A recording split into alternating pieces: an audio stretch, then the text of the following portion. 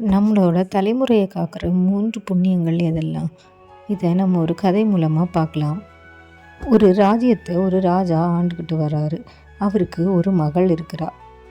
அவரோட மனைவி உயிரோட இல்லை. இவர் தான் மகளை தனியாக வளர்த்துட்டு வராரு. தன்னோட மகளுக்கு கல்வி, வீரம் எல்லாத்தையும் சொல்லி கொடுத்து வளர்க்குறாரு. மன்னர் ஒரு நாள் திடீர்னு தவறிடவே அடுத்த ஆட்சி பொறுப்பு யாருக்கு போகிறது அப்படின்ற விவாதம் வருது. அரசவையில் உள்ள மந்திரிகள் எல்லாருமே ராஜகுமாரி தான் ஆளணும் அப்படின்ட்டு ஆசைப்படுறாங்க. ஆனால் அரச குடும்பத்தில் உள்ள மிச்சம் எல்லாரும் ஒரு பெண் ராணி ஆகிறதா, அவளுக்கு கீழே நம்ம இருக்கிறதா அப்படின்ட்டு அவங்களுக்கு அது மனசில்லை. ஆனாலும் அரசவையில் எல்லாற்றையும் கணக்கெடுப்பு நடத்தி ராணி தான் அரசியாக்குறது அப்படின்ட்டு முடிவெடுக்கிறாங்க. அந்த நாட்டோட வழக்கப்படி பதவி ஏற்கிறதுக்கு முன்னால் ஒரு ஆற்றுல போய் குளிச்சுட்டு முன்னால் ஆட்சி பண்ணவங்கள்ட்ட ஆசீர்வாதம் வாங்குறது வழக்கம். ஆனால் அந்த ஆறு கடுமையான சுழல்கள் உருவாகிற ஒரு ஆறாக இருந்துச்சு. இந்த அரசவையில் ராஜகுமாரிக்கு எதிராக இருந்தவங்க எல்லாம் ரொம்ப சுழல்கள் உருவாக்குற ஒரு இடத்துல அவங்கள விட்டுட்டு அவங்கள மூழ்கடிக்கிறலான்னு திட்டம் போட்டாங்க. ஒருவேளை அந்த சுழல்ல இருந்து ராஜகுமாரி தப்பிச்சிட்டாலும் அதுக்கு பக்கத்துலேயே ஒரு கிராமம் இருந்துச்சு. அந்த கிராமத்தில் இருக்க மக்கள்லாம் இந்த அரசுக்கு ரொம்பவே எதிரானவங்க. இவங்கக்கிட்ட பரம்பரை பகையில் இருக்கிறவங்க. அவங்க ராணியை ராஜமுத்திரையோடு பார்த்தா கண்டிப்பாக கொன்றுவாங்க அப்படின்ட்டு திட்டம் தீட்டினாங்க. இவங்க எதிர்பார்த்த மாதிரியே ராணி பதவியேற்பு விழா அன்னைக்கு அந்த சுழலில் மாட்டி சுழல் அவங்கள அடிச்சிட்டு போயிடுது. உடனே ராஜ குடும்பத்தில் உள்ளவங்க எல்லாம் இளவரசி இறந்ததாக அறிவிக்க சொல்கிறாங்க. ஆனால் அரண்மனை ஜோதிடர் இறந்த உடல் கிடைக்காதனால இறந்ததாக அறிவிக்க முடியாது அப்படின்னு சொல்லிடுறாரு. அதனால் ஒரு வருஷம் காத்திருந்து அப்பையும் கிடைக்காட்டி இங்கேருந்து யாரையாவது ராஜாவாக அறிவிக்கலாம் அப்படின்ட்டு முடிவு பண்ணுறாங்க. ஒரு வருடம் ஓடுது. ஆனாலும் இளவரசி திரும்ப வரல. உடனே ராஜ குடும்பத்தில் உள்ள ஒருத்தவங்களோட மகனே அடுத்த ராஜாவாக அறிவிக்கிறாங்க. ஆனால் அவனும் அதே சுழல் இருக்கிற ஆற்றுல போய் இறந்து போனவங்கள்ட்ட வாழ்த்து பெறணும். அவனை பார்த்து சுழல் அதிகமாக வராத பகுதியாக நிற்க வைக்கிறாங்க. ஆனாலும் ஒரு பெரிய சுழல் எங்கேருந்தோ வந்து இவனை அடிச்சிட்டு போயிடுது. அங்கேருந்து கொஞ்ச நேரத்திலே உள்ளே இருந்து பழைய இளவரசி எழுந்து வராங்க. உடனே அங்கே இருந்த எல்லாருக்குமே இவங்க எப்படி பொழைச்சாங்க, அப்படி பொழைச்சிருந்தாலும் இவ்வளோ நாள் ஏன் வரல அப்படின்றத கேள்வி எழுது.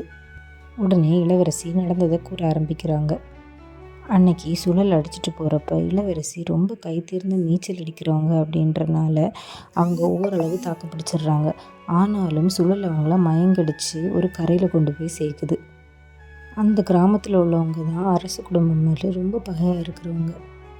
அவங்க ராஜமுத்திரையோட இளவரசியை பார்த்த உடனே அவங்கள கொல்லணும்னு முடிவு பண்ணுறாங்க. அவங்கள கொல்லலாம் அப்படின்னு தீமையிட ஏற்றும்போது இவங்க கையில் இருந்த ஒரு வெள்ளி மோதிரத்தை அவங்க பார்க்குறாங்க. இந்த மோதிரம் இந்த கிராம மக்கள் யாராவது அவங்களுக்கு உதவி பண்ணால் கொடுக்கறது.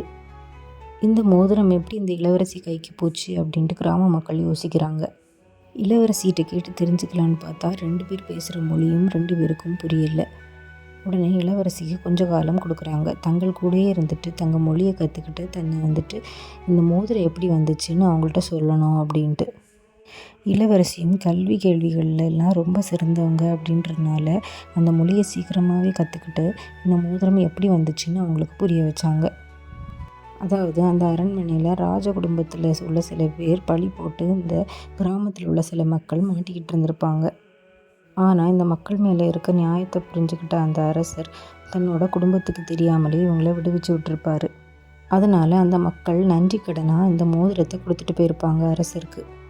இதை ஒரு சாதாரண வெள்ளி மோதிரமாக நினச்சி விடாமல் தன்னோட மகளுக்கும் நடந்ததை விவரித்து இந்த மோதிரத்தையும் கொடுத்துருப்பாரு, நீ வச்சுக்கோ அப்படின்ட்டு. இதை சொல்லி முடித்ததும் கிராம மக்கள் ராஜகுமாரியை விடுவிச்சிருவாங்க. ராஜகுமாரியும் நல்லா காத்திருந்து தன்னோட குடும்பத்தில் உள்ளவங்க பதவியேற்கும் நேரம் பார்த்து தன்னை வெளிப்படுத்தி தன்னை பற்றி எல்லாருக்கும் புரிய வச்சு அந்த நாட்டையும் அதுக்கப்புறம் ரொம்ப நல்லா ஆட்சி பண்ணாங்க. உடனே அரண்மனையில் உள்ள பெரியவர் ஒருவர் ராஜகுமாரியை பார்த்து, உங்கள் அப்பா பண்ண 3 தர்மங்கள் தான் உங்களை இன்றைக்கி காப்பாற்றிருக்கு அப்படின்னு சொன்னார். முதலாவதாக பெண் பிள்ளைன்னெலாம் கருதாமல் தன்னோட வாரிசுக்கு ஒழுங்கான கல்வி, வீரம் எல்லாத்தையும் கற்பித்தது. அதுதான் ராஜகுமாரியை முக்கியமான நேரத்தில் அந்த மொழியை கற்றுக்கிட்டு அவங்கள தப்பிக்க உதவிச்சு. 2வது புண்ணியம் இரக்கம். அவங்க அப்பா வந்துட்டு அந்த கிராம மக்களுக்கு அன்னைக்கு இரக்கம் காமிச்சு விடுவிச்சது தான் 2வது புண்ணியம். 3வதா யாரையுமே குறைச்சி மதிப்பிடாமல், யார்கிட்டேருந்து வந்த பொருளையுமே குறைச்சி மதிப்பிடாமல் அந்த மோதிரத்தை வச்சு தன்னோட பிள்ளைக்கும் கொடுத்தது தான். நடந்ததை சொல்லி கொடுத்தனால அது இளவரசிக்கு உதவுச்சு.